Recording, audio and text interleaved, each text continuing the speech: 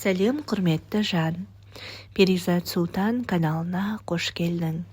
Данияр Сүлейменов, ең бақытты әйел кітабынан. Отбасы Алла берген баға жетпес үлкен нығмет.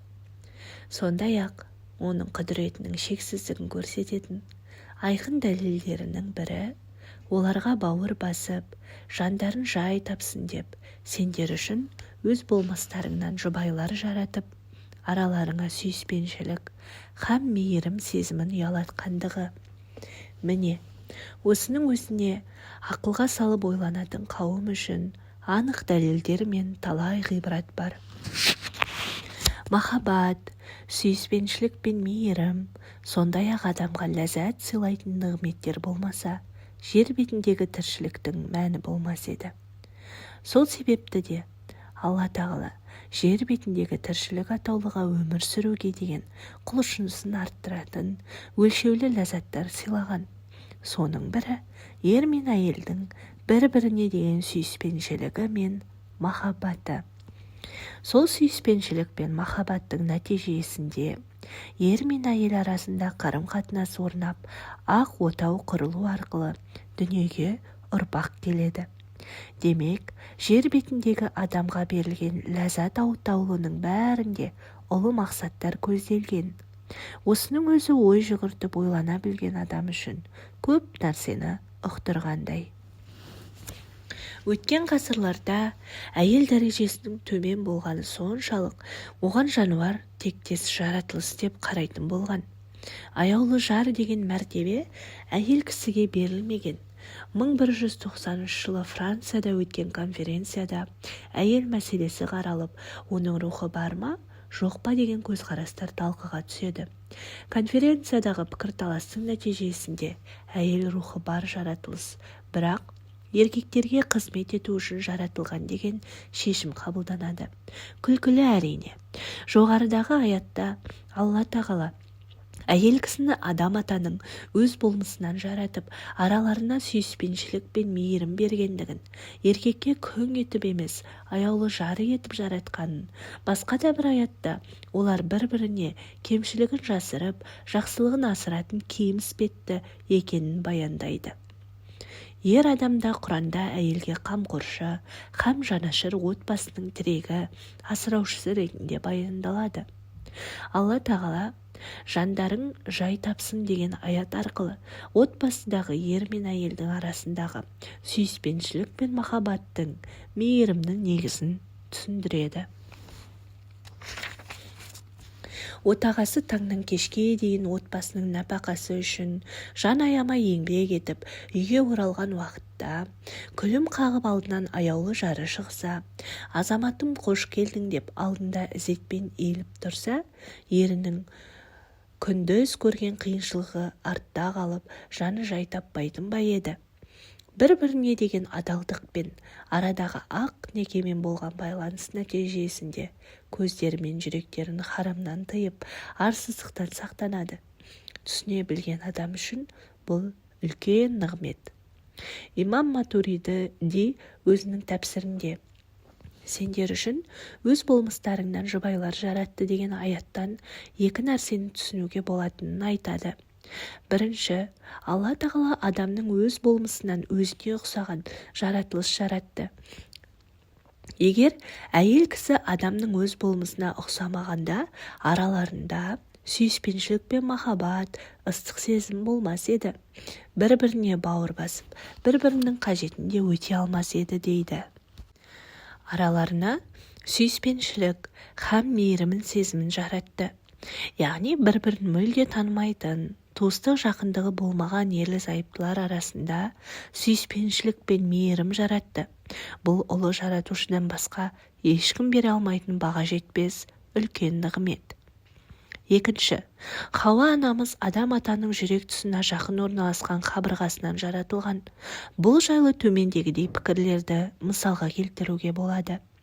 Ибн Касир, ва адамдар, бәріңді бір жаннан, бір кісіден жаратқан, һәм одан жұбын жаратып, ол екеуінен көптеген ерлер мен әйелдерді өрбітіп, жер бетіне таратқан Раббыларыңа қарсы келуден сақтаныңдар. Ниса сүресі 1 аят деген аяттағы одан жұбын жаратып деген бөлімінің тәпсірінде. Бұл Хауа анамыз. Алла Тағала Хауа ананы Адам ата ұйқыда болған кезде оның сол жақ қабырғасынан жаратты. Адам ата оянған кезінде Хауа анамызды көріп қатты таңғалады. Екеуі өзара бауыр басып, бірін-бірі ұнатады дейді. Бұған мына хадис дәлел. Әйелдермен жақсы қарым-қатынаста болыңдар. Расында әйел адам қабырғадан жаратылды. Ал қабырғаның қисықтау жері үстіңгі жағы. Егер оны түсеймін десең сындырып аласың. Ал егер сол күйі тастап қойсаң, сол қисық күйінде қалады. Әйелдермен жақсы қарым-қатынаста болыңдар. Отбасылық өмірдегі қиындықтар. Мынаны ескеріңіз, өмірде қиындыққа тап болуда сіз жалғыз емессіз. Барлық адам белгілі бір деңгейде қиындыққа тап болады. Осы қағида бәрімізге жұбаныш сыйлайды. Бұл өмір заңдылығы, себебі өмір сынақ алаңы. Демек, адам баласы өмірде сыналады. Ол сынақ ауыр болуы мүмкін, жеңіл болуы мүмкін. Бастысы адамның сыналатыны. Мына нәрсені ұмытпағайсыз. Отбасылық өмірдегі қиындық пен түсініспеушілік табиғи нәрсе. Бұдан ешбір отбасы қашып құтылған емес. Бұрынғылардан қалған мынандай сөз бар. Тұз астың дәмін келтірген секілді, қиындықтар да отбасылық өмірдің сәнін келтіреді. Бірақ тұзды мөлшерінен асырып алмау қажет. Отбасыдағы қиындықтар ерлі-зайыпты жандардың сүйіспеншілігін арттырып, оларды бір-біріне жақындата түседі. Өмір болған соң көптеген проблема, қайғы-мұң, рухани және материалдық қиындықтар жүреді. Бір қызығы, өмір сонысымен мәнді. Маңыздысы адам сол сынақтан сүрінбей өтуге бар қайрат-жігерін жұмсағаны абзал. Себебі жоғарыда айтқанымыздай, сынаққа ұшыраған адамның ұстанатын екі ғана жолы бар. Ол қуанышқа тап болғанда шүкіршілік ету, ал қиындықта сабыр сақтау. Расында біз әрбір нығмет үшін жаратушыға шүкірлік етумен нығметімізді арттыра түсуіне жол ашамыз. Ал сабырлық таныту арқылы қиындықты толық қайтарып жібермесек те, мейлінше жеңілдетуге болады. Басқа түскен қиындықты сынақ деп саналы түрде қабылдай білу адамға басқа да қиындықтар мен түрлі аурудың алдын алуын мүмкіндік туғызады. Әрі Алланың құзырындағы дәрежесін арттыра түседі. Ақиретте шексіз сауапқа кенелтеді. Қайғыда сабыр сақтап, қуанышқа тап болғанда шүкір ету арқылы Раббысын еске алған адамның жүрегі де тыныш болады. Есте сақтаңыз, сіздің өмірлік немесе отбасылық бақытыңыз өз қолыңызда. Арманыңыз және сол арманға жетем деген сізде мақсат болсын. Қолда бар нығметтің қадірін біліңіз. Өмірлік бақытты алыстан, әлі қарасы да көрінбеген ертеңгі күннен іздеудің қажеті жоқ. Сіздің бақытыңыз қасыңызда, ол бүгінгі күніңіз. Әр адамның өзіне тән бүгінгі күні бар. Мысалы, жастар үшін жастық шақ бүгінгі күн. Денсау адам үшін денсаулығы бүгінгі күн. Қариялар үшін Алла Тағаланың ұзақ ғұмыр сыйлауы. Сол себепті тәубеге келіп құлшылықта тереңдей түсуі, немере шөберелерінің қызығына бату бүгінгі күн. Халқымыз үшін елдегі бейбіт заман бүгінгі күн. Ендеше бүгінгі күннің қадірін де бүгін білген жөн. Себебі бүгінгі күннің қадірін білмеген адам ертеңгі күні өкінішке қалары сөзсіз. Адамның бүгінгі күнін пайдалы істерге толы өткізуі болашағының баянды болуының нышаны. Сол себепті де ақылды адам үшін әр күн жаңа бір өмір. Өмірде отбасыңызда қиындықтар болып жатыр ма? Біліңіз, бұл сіздің басыңызда ғана болып жатқан жағдай емес. Сондықтан әуелі тынышталыңыз, сабыр етуіңізге тура келеді. Алладан сауап үміт еткен күйі сабырлық танытыңыз. Себебі олай етпесеңіз, уақыттың жылжуы сізді амалсыз сабыр етуге мәжбүр етеді. Бірақ ол сабыр емес, көну болып қалады. Сабыр етушілерге берілетін сауаптан айырылып қалуыңыз мүмкін. Қуанышты жағдайда Аллаға шүкір етуді де ұмытпаңыз. Шүкірлік ету сіздің нығметіңіздің артуының кепілі. Салихалы әйелдің сипаты. Бұл дүние мен оның ішіндегі нығметтердің бәрі де уақытша берілген. Ондағы нығмет атаулының ең абзалы салиқалы әйел. Хадиске түсіндірме. Фәни дүние адамның уақытша тұрақтайтын мекені. Адам өмірде аз уақыт ағаш көлеңкесін саялап, сапарын одан әрі жалғастырған жолаушы іспетті.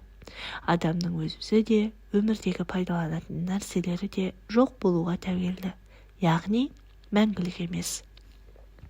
Адам көрген-білген қолына алған әрбір заттан фәниліктің мөрін көреді. Мәңгілік тек Алла ғана. Фәни дүние тіршілігі ақирет жұртымен салыстырғанда болмашы, аз бір күн көріс. Алла тағала Құранда: бұл дүниенің тіршілігі аз күндік болмашы күн көрістен тұрады. Ал ақиретке келсек, ол нағыз мәңгі бақи тұрақтайтын мекен дейді. Адам баласы өткінші дүние нығметтерінің соңынан қанша қуса да жете алмайды, және тояттап, қанағатта таппайды. Бар болғанын дәмін татумен ғана шектеледі. Адамның жаңа көлігі, жаңа үйі болуы мүмкін, бірақ түбі ескіреді, шіріп жоқ болады. Қанша жерден сұлу болса да қартаяды, бетін терең әжім басып, ең соңында қара жердің қойнауына табысталады. Сол себепті де өткінші дүние адам баласына қанша ләззат сыйлағанымен жүрегін тыныштандыра алмайды. Адам жүрегі фәни дүниеде Раббысын еске алумен ғана жай табады. Жүрек шынайы иесіне деген махаббат арқылы ғана тірі жүрек аталынады. Шынайы иесіне деген махаббаты себепті басқа жаратылыстарға да махаббат көзімен қарап, көңілдерге қуаныш сыйлауды, өзгелер үшін өмір сүруді үйренеді. Өткінші дүниедегі уақытша нығметтің бірі өмірлік жан серігіміз болған аяулы жарымыз. Қамшының сабындай ғана қысқа ғұмырды асыл жарымызбен бөлісе отырып, ақирет жұртына бірге дайындық жасаймыз. Дүниедегі нығметтердің бір бөлігіне шариғат тарапынан рұқсат етілген болса, енді бір бөлігіне тыйым салынған. Шариғат рұқсат еткен дүние нығметінің ішіндегі ең абзалы салиқалы әйел. Алла тағала Құран кәрімде салиқалы әйелге тән сипатты төмендегіше баян етеді. Ал ізгі әйелдер Аллаға толық бағынатын және ерлерінің алдындағы міндеттерін қалтқысыз орындайтын, сондай-ақ Алла олардың құқығын қалай қорғаған болса, оларды дәл солай ерлері қастарында болмаған кезде ерлерінің хақысын аяқ асты етпей, арын, отбасылық сырларды, отбасына тән абырой мен мал дүниені лайықты түрде сақтай білетін жандар. Пайғамбарымыз бірде сендерге жәннаттық әйелдердің сипаттарын айтып берейін бе дейді. Қасындағы сахабалар әрине уа Алланың елшісі дегенде пайғамбарымыз былай деген екен: күйеуінің көзайымына айналған және бала туудан қашпайтын, күйеуі ренжитін болса қолынан ұстаған күйі, отағасы сіз менен разы болмайынша көз ілмеймін деп ерінің алдында зейітпен барынша иілетін әйелдер. Тағы бірде әйелдердің ең қайырлысы кім деп сұрағанда, пайғамбарымыз қарағанда сүйсінетін, күйеуінің айтқанын бұлжытпай орындайтын және жиған дүниесін оң-сол шашпайтын әйел деген. Салиқалы әйел ерін, масаның қанатына да татымайтын, жалған дүниеге құл болудан сақтап қалуға барын салатын, жұдырықтай ғана жүрегі иман нұрына шомған ақылды әйел. Күйеуі сүрінсе сүйеніші болатын, қолынан ұстап тек жақсылыққа қарай жетелейтін, адал жолмен табыс табуға ынталандыратын әйел. Пайғамбарымыз мұндай әйелдің қандай керемет нығмет екенін бір хадисінде былайша баян етеді. Адамды өмірде бақытты ететін мына үш нәрсе: салиқалы әйел, жақсы көлік, кең үй. Адамды бақытсыз ететіндер: мінезі жаман әйел, жаман көлік, аясы тар үй. Тәубе сүресінің 34-35 аяттары түскен кезде сахабалар қатты уайымға батады. Себебі ондағы аяттарда дүние жинап жиған малының зекеті мен садақасын бермеген адамның ауыр азапқа душар болатындығы баян етілген.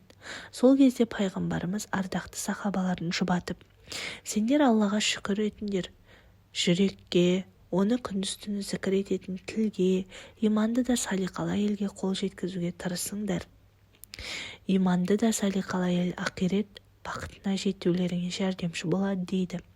Әзірет Әли Құрандағы: уа Раббымыз, бізге осы дүниеде жақсылық бере көр, ақиретте де жақсылық бере көр, және бізді тозақ отынан сақтай көр деп келетін дұғадағы осы дүниеде жақсылық бере көр сөзін діндар, салиқалы ел деп түсіндірген. Салиқалы ел кім десеңіз, ол сондай мейірбан, кішіпейіл, қиындыққа төзімді, басқаға түсіністікпен қарап, қатесін кешіре берілетін, жүрегі Алла деп соғатын иманды жан. Балаларын мейірім құшағында тәрбиелеп, күйеуіне барынша бой ұсынатын аяулы жар. Қандай да бір орын алған оқиғаға ақыл көзімен қарап, ғибрат ала білетін даналық иесі. Отбасында әрдайым сүйіспеншіліктің, береке бірліктің, өзара құрметтің, бауырмалдықтың салтанат құрғанын қадағалайтын ханшайым. Әрбір сөзімен, жасаған амалымен, жүріс-тұрысымен басқаларға үлгілі тұлға. Өзі жасаған жақсылықты ұмытса да, өзгенің жақсылығын еш ұмытпайтын қайырымды жан. Шынайы дұрыстықтың символы. Қырсықтық, тәкаппарлық, өсек айту секілді жаман қылықтарды оның бойынан көре алмайсыз. Үнемі Алласы мен күйеуінің разылығын көздеп, екі жақтың да ата-анасын құрметтеу арқылы ағайын туысқа үлгі келін атанады. Лұқман Хәкім ұлына айтқан әкелік насихатында: ұлым, фәни дүниеде адам үшін ең қымбатты мына екеуі: иманды да салиқалы әйел және жанашыр дос. Үйде салиқалы жарыңның жанында жаның жай тапса, түзде жанашыр досыңның қасынан рахат табасың, ұмытпа. Егер осы екеуіне ие болсаң, үлкен нығметке кенелгенің. Жаман әйел мен жаман достан сақтан. Әйелің жаман болса, үйіңнен береке қашады. Досың жаман болса, түзде рақат таппайсың, ұмытпа. Егер осы екі нәрседен қашпасаң, басыңның бәлеге қалғаны. Алла тағала сізді күйеуіңіздің көзайымы болатын салиқалы әйелдердің қатарынан етсін. Қастарында өз күйеуінен басқаға көз тікпейтін құралай көз, отауынан аттап шықпайтын, өз күйеуінен басқа ешкімді көрмейтін һәм ойламайтын хор қыздары. Олар үшін жәннатта пәк жұбайлар бар. Олар онда мәңгі бақи тұрақтайды. Жоғарыдағы аяттарда жанаттағы хор қыздарының сипаттары баяндалған.